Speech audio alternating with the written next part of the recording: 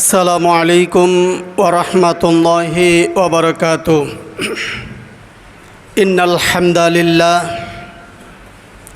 ইন্নাল হামদালিল্লাহি নাহমাদুহু ওয়া নাস্তাঈনুহু ওয়া নাস্তাগফিরুহু ওয়া নু'মিনু বিহি ওয়া নাতাওয়াক্কালু আলাইহি ওয়া নাউযু বিল্লাহি মিন শুরুরি আনফুসিনা ওয়া মিন সাইয়্যাতি আমালিনা।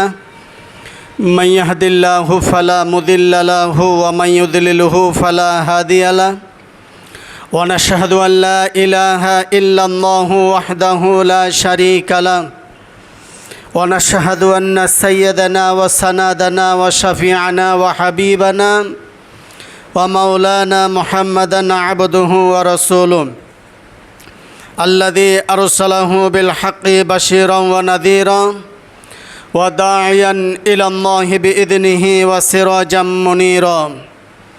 أما بعد فقد قال الله تعالى في كلامه المجيد والفرقانه الحميد.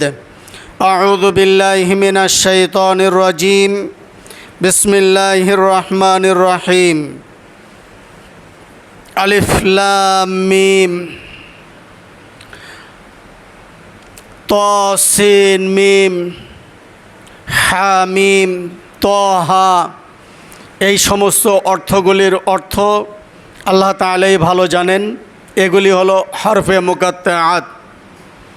তো আজকে আপনাদের সামনে আলোচনা করব তসিন মিম, তিলকা আয়াতুল কিতাবিল মুবিন, অর্থাৎ সূরা কসস 1 থেকে 4, 6 আর 40 নম্বর আয়াতে কারিমাত তেলাওয়াত করে আজকের বক্তব্য ইতি টানবো। আমা তৌফিক ইল্লা বিল্লাহ আলাইহি তাওয়াক্কালতু ইলাইহি উনীব। যুগে যুগে যত জালেমের জুলুম এবং তাদের পরিণতি, ফেরাউনের অত্যাচার, ফেরাউন বনি ইসরাইল এদের প্রতি যে অত্যাচারগুলি করছিল, আন্ডারগ্রাউন্ডের ভিতরে হামান আর ফেরাউন আন্ডারগ্রাউন্ডের ভিতরে সেমিনার করে মুসার জনগোষ্ঠীকে নিভিয়ে দেওয়ার জন্য উঠে পড়ে লাগছিল। আল্লাহ সুবহানাহু ওয়া তাআলা সেই জনগোষ্ঠীর পরিণতি কি হলো, জালিমদের শাসকের অবস্থা কি হলো, ফেরাউনের অবস্থা কি হলো, যা গত জুমায় আলোচনা করছিলাম। আল্লাহ সুবহানাহু ওয়া তাআলা আজকের আলোচনার মূল বিষয় সূরা কসস আয়াত নাম্বার 4, আয়াত নাম্বার 6, আয়াত নাম্বার 40। সংক্ষিপ্ত আকারে আলোচনা করে বক্তব্য ইতি টানবো। আমা তৌফিক ইল্লা বিল্লাহ আলাইহি তাওয়াক্কালতু ইলাইহি উনীব। ইনিল হুকমু ইল্লা লিল্লাহ ওমা তৌফিক ইল্লা বিল্লাহ। আল্লাহ রাব্বুল আলামিনের প্রতি তাওয়াক্কাল করে ফেললাম। আল্লাহ তাআলা বলার শোনার তৌফিক দান করুক। সকলে বলি আল্লাহ আলহামদুলিল্লাহ।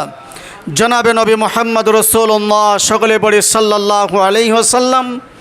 তিনার প্রতি অগণিত দরুদ ও সালাম বর্ষিত হোক। আমরা সকলে পড়ি সাল্লাল্লাহু আলাইহি ওয়াসাল্লাম। ফেরাউন মিশরের মধ্যে এবং কয়েকটা রাজ্য দেশ মিলে সে ছিল কিন্তু একজন শাসক। দীর্ঘকাল, দীর্ঘ বছর পর্যন্ত চেয়ারে বসে মসনদ কায়েম করত। এমন একটা অহংকার তার দিলের মধ্যে দাঁড়িয়েছিল।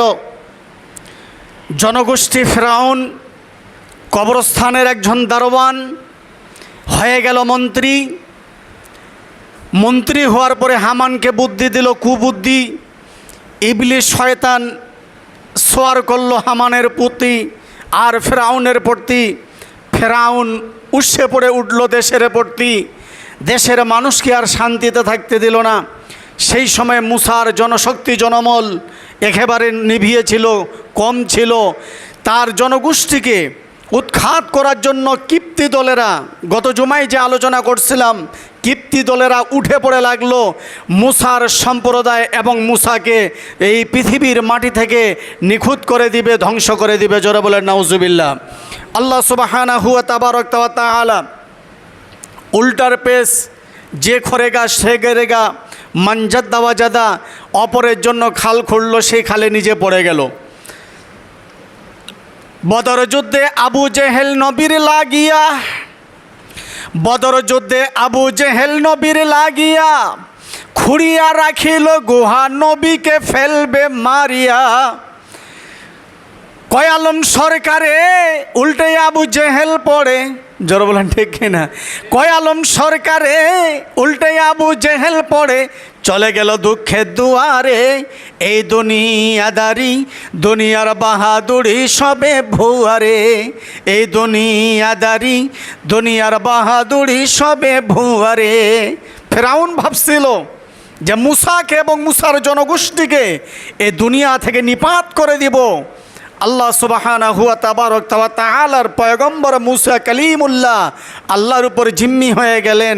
আল্লাহ সুবহানাহু ওয়া তাআলা মুসা আলাইহিস সালাতু ওয়াস সালামের উপর জিম্মি হয়ে গেলেন। আরেকটু আগেই ইউস আলাইহিস সালাতু ওয়াস সালাম, ইউস বিন নুন আলাইহিস সালাতু ওয়াস সালাম, জাতি জালিম শাসক ইউস বিন নূহ আলাইহিস সালাতু ওয়াস সালামকে মারার সিদ্ধান্ত নিল।